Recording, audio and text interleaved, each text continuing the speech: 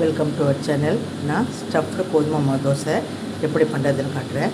நான் ஒரு கப்பு கோதுமை மாவு எடுத்திருக்கேன். இந்த கோதுமை மாவை தோசை பதத்தில் கரைச்சிக்கணும். உப்பு போட்டு நான் கரைச்சிட்டு காட்டுறேன். இப்போ நான் தோசை மாவை கரைச்சிக்கணும் உப்பு போட்டு. அதுக்கு ஸ்டஃப் பண்ணுறதுக்கு நான் சீஸு, கேரட் துருவல், பன்னீர் துருவல் வச்சுருக்கேன்.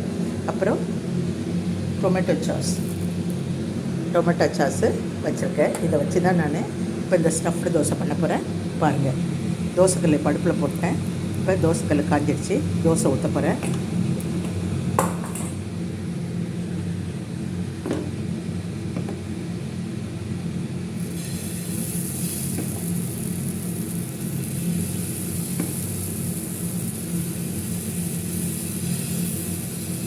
இப்போ தோசை ஊற்றிட்டேன். இப்போ தோசை வந்து இதில் ஸ்டஃப் பண்ணுறதுக்கு முன்னாடி கொஞ்சம் அதில் நெய் விட்டுக்கணும்.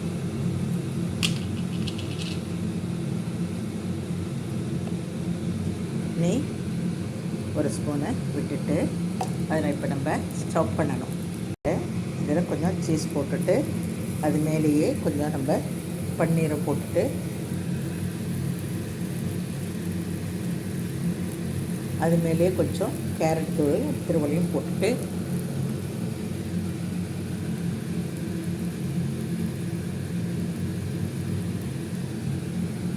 கொஞ்சம் நம்ம டொமேட்டோ சாஸை கொஞ்சம் ஊற்றணும்.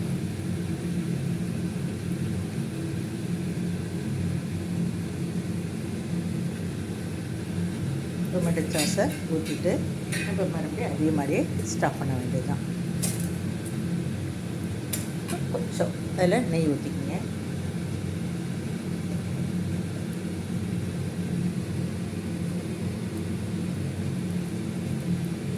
நெய் ஊற்றிட்டு நம்ம இப்போ ஒரு பக்கமாக போட்டு திருப்பி ஸ்டஃப் பண்ண வேண்டியதுதான். ஸ்டஃப் பண்ணிவிட்டு விட்டு நம்ம இதை திருப்பி போடலாம்.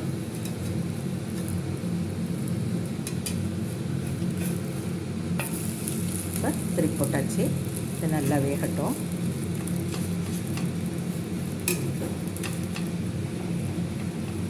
ஸ்டஃப் வெளியில் தெரியாத மாதிரி நம்ம அதை க்ளோஸ் பண்ணிட்டோம்னா நல்லா ஈஸியாக இருக்கும்.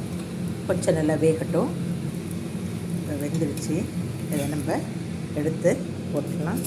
இதுதான் ஸ்டஃப்டு கோதுமை தோசை. இது செஞ்சு பாருங்கள்.